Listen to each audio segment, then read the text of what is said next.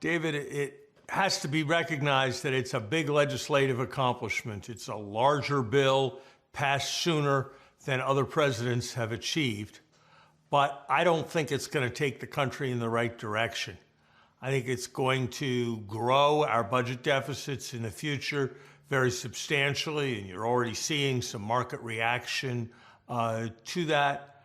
And I think that what it does to our social safety net is really going to be devastating relative to the path the country would have been on. If you look at cutbacks in the social safety net, there were cutbacks in the welfare reform bill that was passed during Bill Clinton's presidency. There were cutbacks made by President Reagan in his original tax and budget legislation.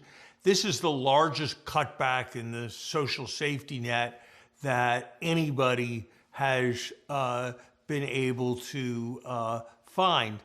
And it's coming at a time when we appear to be on a trajectory to massive cutbacks in spending on scientific research, massive cutbacks in support for the arts and humanities, maximum cutbacks in support for foreign assistance programs, including ones on which large numbers of AIDS patients in Africa are dependent for their life-saving medicines.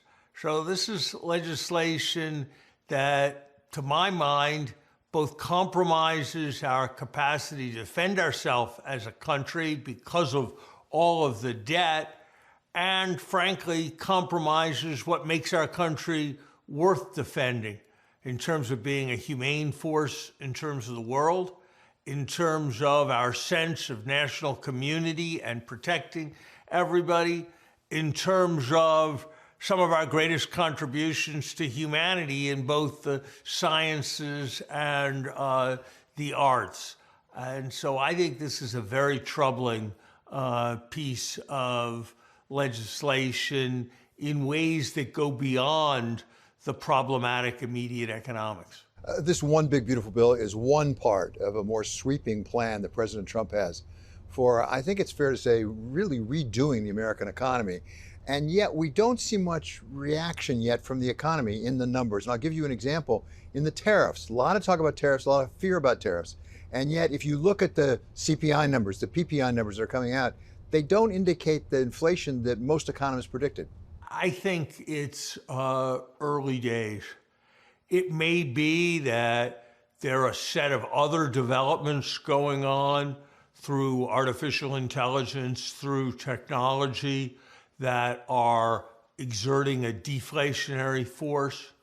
It may be that people, given all the huge uncertainties about tariffs, are waiting to see how it shakes out before they establish their new price structures.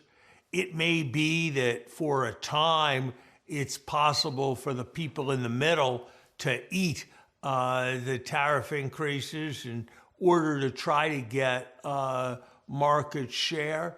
I agree with you, David. I would have expected more inflation, and what you always have to do as an economist is watch the data and be prepared to change your mind. But for now, I think that I wouldn't want to rush to a judgment that these tariffs are innocuous for inflation. I think the more likely thing is that they're going to be somewhat more delayed in their impact. Certainly, there have been many careful studies that compared the sectors that were tariffed and the sectors that were not tariffed during the president's first term, and found that tariffs did translate into higher prices. So I would rather wait and see on this. I think that's the approach that the Federal Reserve is taking, and I think, frankly, that is the right approach. I mean, we've really seen a move up in the 30-year yield. We're above 5% relatively constantly now. There are some who are concerned about exactly what that's telling us about inflation expectations and term premium. David, I look at the 10-year market relative to the 20-year or 30-year market as a sign of where the markets see very long-term rates going over the very long term, what market participants call the forward rate. And we now have forward rates on regular bonds that are well above 5%, and forward rates on TIPS, on bonds linked to inflation, that are well above 3%. And those are ominous indicators about our nation's credibility over the medium term. They're ominous indicators with respect to the government's ability to issue long-term debt. They're ominous indicators with respect to the deficit, because if you look at the projections people quote from the Congressional Budget Office, from other places, they're building in much lower interest rate assumptions. So I think if you look at what's happened to bond markets, if you look at what's happened to the dollar, you have to view our nation's fiscal situation with considerable trepidation and concern. While the government grapples with all that debt it's taking on, consumers and small businesses have their own responses to Trump administration policies, as Bank of America Chairman and CEO Brian Moynihan explained. So if you look on the consumer side, in our 70 million consumers who engage with the economy every day, and they send through their accounts and spend the cash and everything, about $5 trillion a year. That grew at 4% plus the second quarter 25 or the second quarter 24. So they, because they're employed and because wage growth, and that's not every single consumer, but in the main, they are continuing to grow and spend more, and that helps the economy. And so you're seeing in some of the moderate income households, there's a little bit of moving around to different things. You're seeing people trade from one thing to another, less planes, more cruises earlier. That's leveling out now. A lot more going to movies because the movies are good.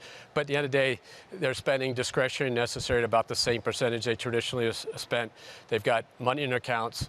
They're employed, and the wage growth has been relatively strong, and so they're in pretty good shape. The credit quality is good. They have equity in their homes. They're low rate financing and mortgage, so consumers pretty good. When you go to small businesses, that's more the question, small, medium-sized businesses, because the interest rate environment hits them harder because they borrow on lines of credit short-term for a lot of their activities, and that rate went up substantially. And then you think about if I'm a $100 million company, a $50 million company here in North Carolina, and I'm engaging in the world finance, I'm importing goods and manufacturing them, further manufacturing them, selling them.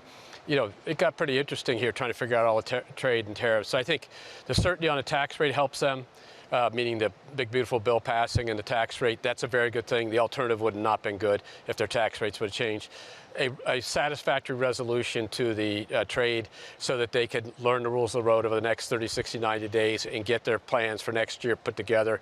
And I think ultimately we're going to have a satisfactory resolution on immigration and population growth, because at the end of the day, what I'm hearing more from construction companies, farming companies, and travel and entertainment type companies is I'm starting to worry about, I'm starting to struggle with labor availability at any price. And that's not, that we got to make sure they have the workers, because they will supply great service, the economy will continue to grow.